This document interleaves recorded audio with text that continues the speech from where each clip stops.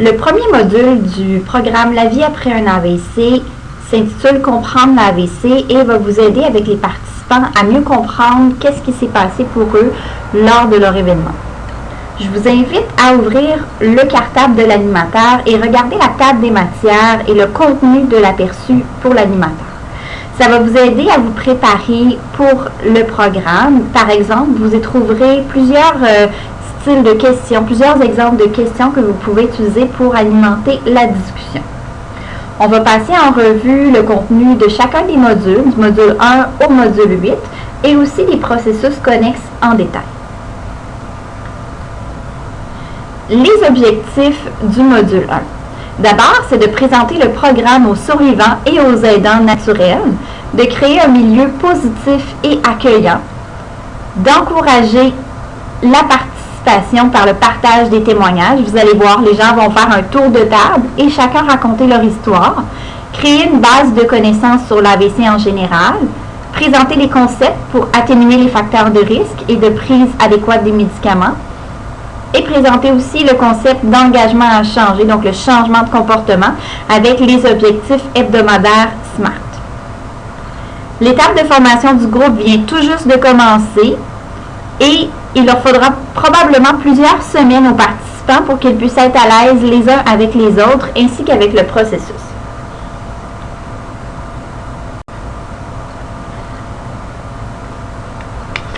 On va passer en revue le module 1. Qu'est-ce que ça devrait contenir au niveau de la structure? D'abord, l'introduction. Donc, l'introduction, l'animateur va préparer le terrain en exprimant au groupe les attentes et en leur expliquant les règles de base. Donc, les règles de base du programme, il y a la confidentialité et la vie privée, le respect et finalement la participation. L'animateur va aussi présenter l'organisation du programme. Donc, ce sera votre rôle de faire tout ça. On a ensuite les DVD. Donc, vous avez plusieurs options pour les témoignages. Donc, on a le DVD qui vous a été fourni avec votre kit complet de l'animateur. Donc, des témoignages de survivants. Vous pouvez faire jouer un extrait pour stimuler et alimenter la discussion, briser la glace. Vous pouvez également, si vous êtes accompagné d'un survivant de l'AVC qui est co-animateur avec vous, vous pouvez demander à cette personne-là de vous raconter son histoire. C'est une belle façon de montrer un beau modèle de témoignage. Je vous invite aussi à utiliser les vidéos de la Fondation des maladies du cœur et de l'AVC. Vous avez entre autres le vidéo Vite qui est disponible sur YouTube très facilement en cliquant là Vite ou en anglais Fast pour la campagne sur les signes de l'AVC. Vous avez aussi plusieurs témoignages de survivants de l'AVC qui ont généreusement contribué avec la Fondation là, pour présenter leur histoire. Donc, c'est disponible sur YouTube. Je vais vous envoyer quelques liens dans le contenu avec le courriel qui suivra la formation.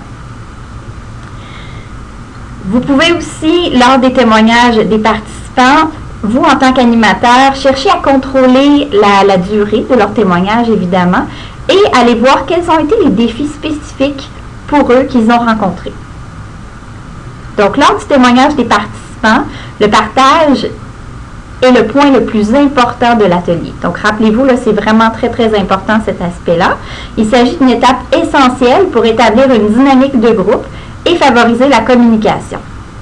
Assurez-vous, en tant qu'animateur, de laisser les participants raconter leur témoignage au complet.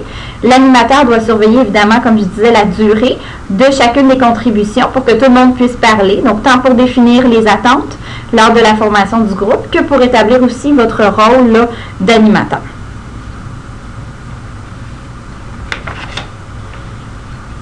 Ensuite, on a la période propice à l'apprentissage. Et on utilise et on intègre l'information tirée des témoignages. Donc, la question que je pose souvent quand je discute avec des animateurs, donc comment faire pour bien se préparer à utiliser l'information et à tirer cette information-là des témoignages dans votre enseignement. Donc, un des exemples que vous pouvez faire, c'est de faire un tour de table pour témoigner. Donc, les gens vont faire leur témoignage et demander à chacun, lors de leur témoignage, de mentionner 2 forces et 2 défis aussi qui ont été rencontrés. Et on commence toujours par le positif, donc on commence toujours par les 2 points forts ou les 2 forces qu'ils ont découverts en eux. Pendant que les participants racontent ce qui leur est arrivé, Essayez aussi de retenir les éléments suivants. Donc, je vous rappelle le fameux tableau papier, le flip chart que vous utilisez pendant le programme. C'est très utile à ce moment-là pour identifier quel type d'AVC ils ont eu, quelles ont été les améliorations et les changements au fil du temps, quelles sont les attitudes qu'ils ont eues, les obstacles au rétablissement, les émotions rencontrées et aussi la répercussion sur la famille et l'aidant naturel. Organisez l'information tirée des témoignages pour arriver à mieux enseigner au sujet de l'AVC. Posez des questions, comme celles que vous allez trouver dans le cartable animateur, pour faire partager le groupe et utiliser les réponses pour trouver les renseignements qui vous manquaient. Profitez-en également pour corriger l'information erronée au sujet de connaissances de base de l'AVC en reformulant une question par exemple. On sollicite donc les témoignages. On fait des recommandations pour la prise de médicaments et le mode de vie sain.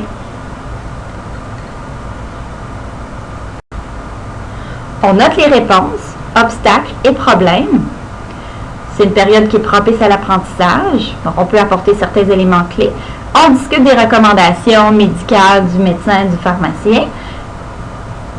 Et on parle d'atténuation des facteurs de risque.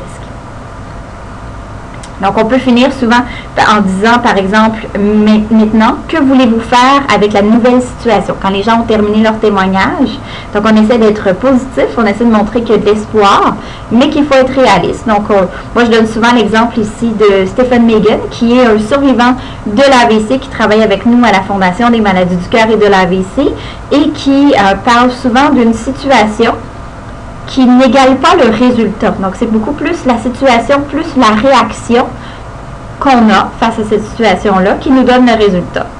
Donc, très important de toujours voir comment est-ce qu'on peut réagir pour bien tirer profit d'une situation, même si elle est difficile. Un autre exemple que je vous donnerai ici, c'est une de nos animatrices pour le programme qui, lors de la première séance du module 1, à la toute fin, un des participants est venu la voir et lui a montré son bras gauche. Donc, son bras gauche qui était rendu invalide là, suite à l'AVC et qui lui a demandé de régler, de fixer ce problème-là. Donc, évidemment, l'animatrice était un peu embêtée parce qu'elle avait une formation de physiothérapeute et évidemment, oui, elle avait envie de donner des conseils de réadaptation et tout ça, mais elle s'est dit, je vais relancer la balle, je vais poser une question plutôt aux participants et elle lui a demandé, pourquoi avez-vous besoin de votre bras gauche? Quelle activité voulez-vous faire avec votre bras gauche? Donc ici, ce qu'on veut amener à réfléchir, c'est que finalement, pour le participant, il y a peut-être une manière de s'adapter autrement. Évidemment, ça va être une nouvelle réalité, mais c'est possible de s'adapter et ça va être à la personne de trouver ses nouveaux objectifs. Donc, on apporte évidemment les objectifs du programme et les engagements à changer. On note les objectifs du programme. Donc, on demande aux participants, par exemple, que désirez-vous tirer du programme? Comment le groupe et le programme peuvent-ils vous aider à atteindre vos objectifs? Donc, ça, les participants vont devoir répondre à ça. Et ce qui va être intéressant pour vous, prenez-le en note sur votre tableau papier ou bien sur une feuille et vous allez pouvoir, en tant qu'animateur, reposer cette question-là au moment du module 8 et comparer finalement les attentes des gens et qu'est-ce qu'ils ont développé, qu'est-ce qu'ils ont travaillé durant le programme. Notez les changements hebdomadaires à changer. Donc, quel changement essayerez-vous d'adopter au cours de la prochaine semaine pour améliorer votre santé? C'est très important ici de le noter entre chacune des rencontres. Ça peut être le même changement comme je le mentionnais. Ça peut être un changement qui est différent d'une semaine à l'autre. Mais notez-le parce que pour différentes raisons, les participants, soit pour des raisons de séquelles cognitives, soit d'oubli tout simplement, ou la semaine a passé plus vite qu'ils pensaient. Les gens oublient des fois quel était l'objectif qu'ils s'étaient fixé. Terminez la séance avec un retour sur les choses apprises et les engagements, mini-conclusion. Et on va y revenir au module suivant. Et on fait l'évaluation. Donc, il y a un formulaire d'évaluation que je vous invite fortement à utiliser à chacune des séances, à chacun des modules. C'est très simple, c'est un X à compléter là, pour le participant. Est-ce qu'il a apprécié ou non le module avec une échelle de degré de satisfaction? Mais c'est très important de le faire à chaque séance parce que si vous attendez à la fin du module 8, vous allez voir les gens avec justement l'oubli, les séquelles, ont complètement oublié qu'est-ce qu'ils ont vu au module 1 ou au module 2. Donc, ça va être beaucoup plus facile pour vous. Et un autre conseil que je vous ferai, cette feuille-là, moi, je la récupérerai à votre place entre chacune des semaines parce que là aussi, les participants vont l'oublier à la maison et vous allez devoir réutiliser une nouvelle feuille à chaque semaine. Donc, mettez le nom de la personne sur la feuille, s'ils acceptent, évidemment, et vous pouvez la conserver entre les séances. Donc, dans les messages clés que vous utilisez au cours de ce programme-là, vous leur dites que c'est correct d'échouer, mais ce n'est pas correct de ne pas essayer. Donc, plus on essaie, plus le changement devient facile. Donc, c'est les principes de l'efficacité personnelle. Les ressources locales et les documents distribués sont très importants pour le programme. Donc, je vous rappelle, il y a une liste de ressources communautaires qui a été développée par la Fondation des maladies du cœur et de l'AVC. Mais je vous invite aussi à l'adapter avec vos ressources locales, les ressources de votre réalité, de votre milieu. Donc, l'accès aux ressources, c'est un des objectifs du programme. Donc, en fait, c'est même un des objectifs essentiels, autant pour les survivants que les aidants. Parce que la vie après un AVC consiste à aider les participants à avoir accès à ces ressources. Et dans le manuel de l'animateur et du participant, vous allez voir, on peut trouver une variété de ressources, surtout nationales, mais je vous invite à les adapter encore une fois. Les animateurs, vous en tant qu'animateur, c'est très important, avant la première séance, d'avoir une liste de ressources locales et adaptées à chacun des modules. Je vous invite à en parler à chaque semaine et j'ai vu souvent certains animateurs vont avoir une table sur laquelle ils mettent les ressources qu'ils utilisent en lien avec la thématique de la journée. Je vous invite à commander des ressources gratuitement à la Fondation des maladies du cœur et de l'AVC en lien avec la thématique. Par exemple, au moment du module 1, il y a tout le concept des signes de l'AVC. Donc, il y a le fameux signet vite sur les signes de l'AVC que vous pouvez commander gratuitement et remettre. Par exemple, il y a aussi des dépliants sur la pression artérielle, sur le cholestérol. Donc, on fait référence ici à tout le concept de soutien en rétablissement qui est nécessaire pour les soins personnels et la réintégration.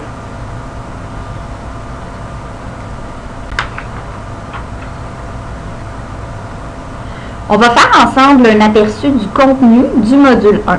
Donc, on va regarder les différents éléments qui vous seront utiles pour vous en tant qu'animateur pour le module 1. On parlera des statistiques sur l'AVC, des causes et des diagnostics, des effets, des conséquences de l'AVC, du rétablissement et des facteurs de risque de l'AVC.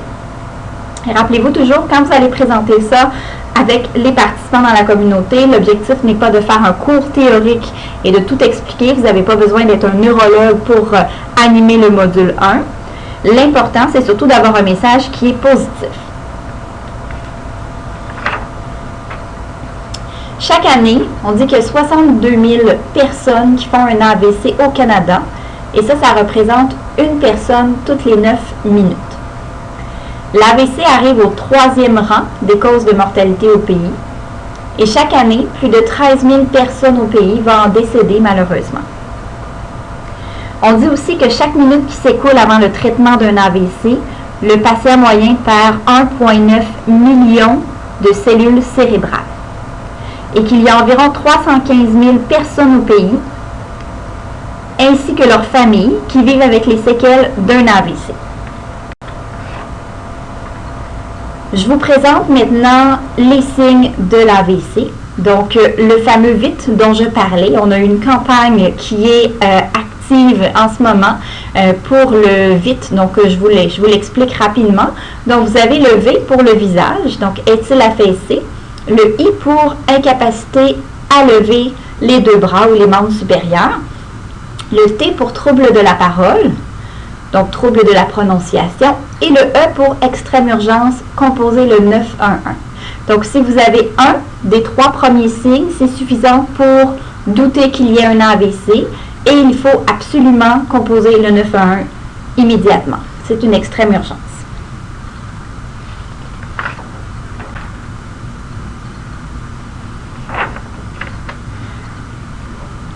Pour les cas de récidive, donc on parle maintenant de l'AIT, l'accident ischémique transitoire, qui est une urgence médicale et qui est un indicateur important du risque de subir un AVC dans les 48 heures.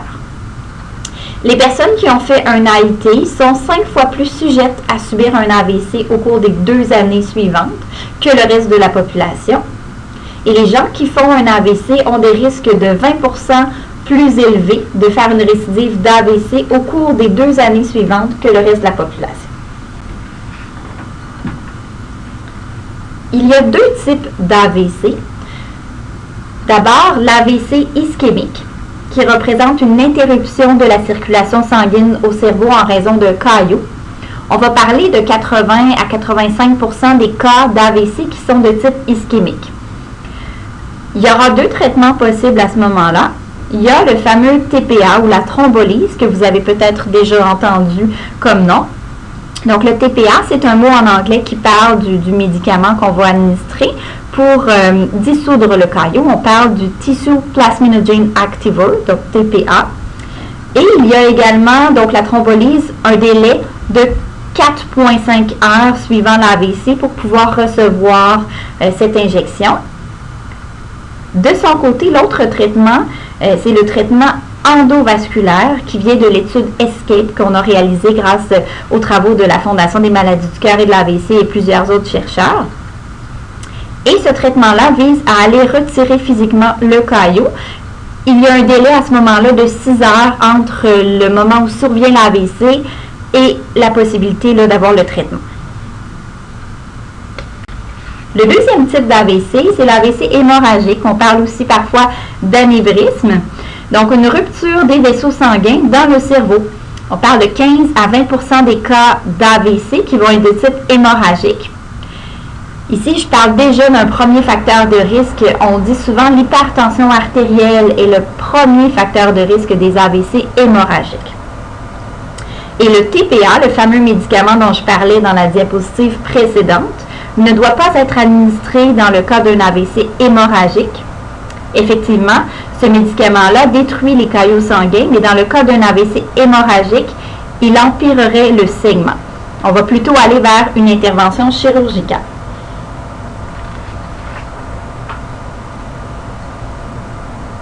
L'AVC peut affecter les capacités suivantes. Donc, la capacité de bouger les bras et les jambes, de mâcher et avaler, on parle ici de la dysphagie, de ressentir de la douleur et la température, faire des mouvements, d'interpréter ce que l'on voit, de parler et comprendre. L'AVC peut également nuire à la vision. On parle souvent de la vision périphérique pour certains survivants qui est affectée. Peut nuire à la concentration, à la mémoire et à la prise de décision. Peut mener à la dépression et peut empêcher de bien s'adapter. Dans certains cas, l'AVC entraîne également des changements sur le plan de la personnalité, des émotions et du comportement. Je vous donne ici l'exemple de certains survivants de l'AVC avec qui je travaille qui ont eu un AVC plus de type frontal et qui me mentionnent que les sautes d'humeur peuvent être plus fréquentes. Ils n'ont plus le sentiment de filtre. Donc, ce qui nous passe par l'esprit, souvent on va avoir un certain filtre pour contrôler nos réactions, nos comportements, mais là, ce filtre-là n'existe plus. Comme vous le savez, il y a 2 hémisphères au niveau du cerveau, l'hémisphère droit et l'hémisphère gauche. L'hémisphère gauche est l'hémisphère responsable de tout le côté droit du corps, du langage, des mathématiques et du raisonnement.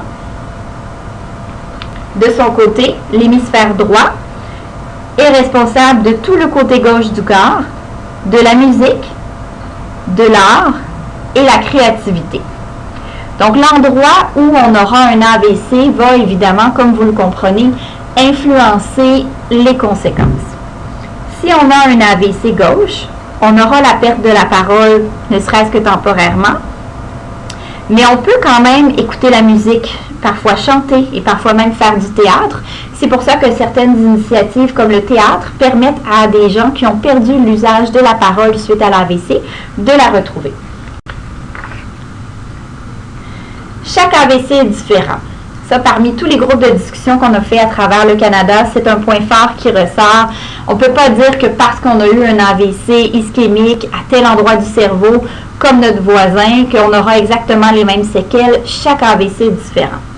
Le rétablissement dépend de plusieurs facteurs comme l'étendue des dégâts, la santé avant l'AVC, le programme de réadaptation dans lequel on fait partie, évidemment, de sa rapidité, de la qualité des soins, de la fréquence des soins et du soutien. Donc, la motivation à guérir. La motivation, on voit que c'est quelque chose de très, très important dans le rétablissement.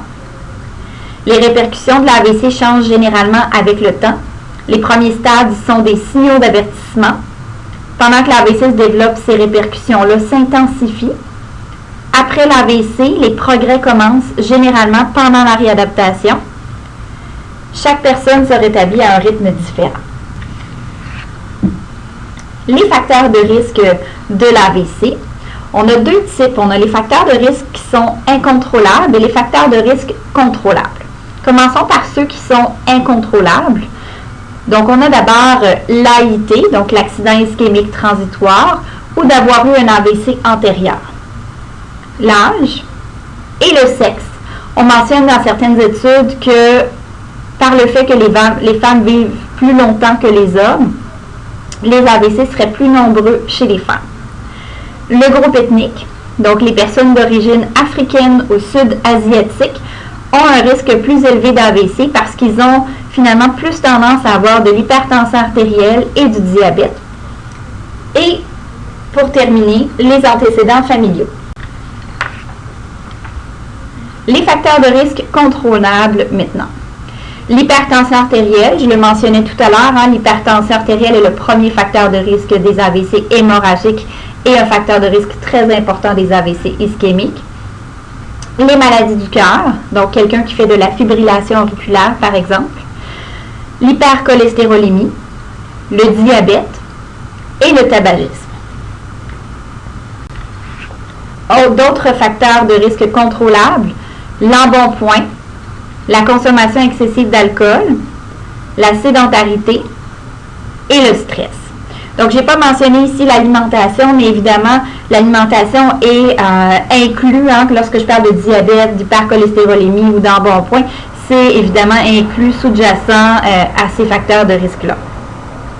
Quand on parle d'alimentation, on dit que chaque ajout de une portion de légumes et fruits par jour va permettre de diminuer de 11% le risque de maladie du cœur et d'AVC. Voici maintenant quelques exemples de questions pour encourager la participation dans des personnes dans le groupe là, pour le module 1. Première question. Quelles ont été les recommandations de votre équipe de soins de santé pour traiter votre AVC et réduire vos risques de récidive? Autre question, avez-vous été en mesure de suivre ces recommandations? Avez-vous eu de la difficulté à prendre vos médicaments et à apporter des changements recommandés à votre mode de vie? Pourquoi avez-vous trouvé cela difficile? Quels obstacles ont nui à vos efforts? Selon vous, quel rôle jouez-vous dans votre établissement? Et votre aidant naturel joue-t-il un rôle dans votre rétablissement? Si oui, lesquels? Ce sont des exemples de questions. Vous n'avez pas besoin de tous les utiliser, tout dépendant du groupe. Mais si vous avez un groupe qui est plus discret, plus timide au début, vous pouvez utiliser ces questions pour stimuler la discussion. Exercice sur le module 1. Quand on lui demande de partager son témoignage sur l'AVC, un participant répond « Je pensais que le but de l'atelier était d'aller de l'avant. Je n'ai pas envie de parler de mon AVC. Pour moi, c'est du passé. » Donc, que faire? Quel piège présente cette situation-là? Le premier piège, en fait, c'est la négativité et le déni. On ne veut pas entraîner tout le groupe dans le déni, surtout pas au module 1. Et vous allez voir, au module 1, rapidement, on va voir qui est plus positif dans notre groupe, qui est plus négatif. Cette personne-là ne semble pas vouloir participer de son propre gré. On dirait que cette personne-là est un peu forcée à faire partie du programme. Comment pouvez-vous encourager cet homme à participer? Donc, on peut valider et clarifier les raisons de son commentaire, faire preuve d'empathie et dire que c'est normal, l'informer, faire participer tant la personne que le groupe, aussi demander aux autres personnes qu'est-ce que vous en pensez. Et quelle stratégie pourriez-vous employer pour répondre à ce qui le préoccupe? Donc, valider et clarifier. Par exemple, vous pouvez dire à cette personne Que pouvez-vous tirer de positif de cette situation-là? Qu'est-ce qui vous passionne dans la vie? C'est quoi vos loisirs, vos passe-temps? Et allez voir comment est-ce qu'on peut utiliser le programme La vie après un AVC pour que cette personne soit plus épanouie dans ses loisirs, dans sa vie. Vous pouvez lui dire aussi, vous avez fait beaucoup jusqu'à maintenant, parlez-nous-en davantage parce que peut-être que cette personne-là pourra devenir un motivateur pour l'ensemble du groupe. Comment pouvez-vous faire profiter le groupe de votre expérience?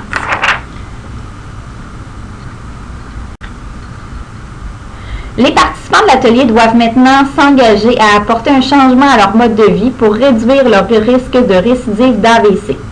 Vous leur demandez quel changement essaierez-vous d'adopter au cours de la prochaine semaine pour améliorer votre santé. Une femme qui avait participé tout au long de l'atelier vous répond « Je ne pense pas que je suis capable ». Donc, comment répondez-vous à ce commentaire? Donc, pourquoi, par exemple, vous pouvez lui poser la question, pourquoi pensez-vous ne pas être capable? Qu'êtes-vous venu chercher par ce programme? Vous pouvez lui relancer la balle, lui reposer une question. Quelle question pouvez-vous lui poser? Donc, celle-ci. Donc, il y en aurait d'autres. Vous pouvez probablement faire une petite réflexion par vous-même et poser différentes questions. Quel rôle pourraient jouer les autres membres du groupe pour encourager cette participante à s'engager à changer? Donc, on peut demander l'avis d'un autre survivant, par exemple. Donc, demandez, Nicole, qu'est-ce que vous en pensez? Pouvez-vous nous donner des pistes de réflexion? Et comment pouvez-vous transformer ce commentaire négatif en exercice d'apprentissage pour le groupe? Donc, transformer le négatif en canon. Ce qu'on peut faire, c'est poser des questions pour mieux comprendre. Donc, le genre de questions, par exemple, vous pouvez dire, qu'est-ce que vous aimez le plus faire dans la vie? Quels sont vos passe-temps? Trouver un terrain d'entente pour le groupe. Rester à l'affût de signes non-verbaux des autres membres du groupe. Faire participer d'autres membres du groupe à la discussion. Ce qu'il ne faut pas faire, par contre, c'est présumer comprendre pourquoi les gens disent ce qu'ils ont dit. Manifester son soutien en contredisant la participante. Donc, ne jamais contredire là, ou argumenter avec un participant devant tout le groupe. Ce serait vraiment le mettre à part. On aurait terminé le module 1, les explications. Vous pouvez aller répondre à la question sur le module 1 que je vous ai envoyé. Et quand vous avez terminé, vous pouvez passer au module 2 qui concerne les changements physiques et les défis.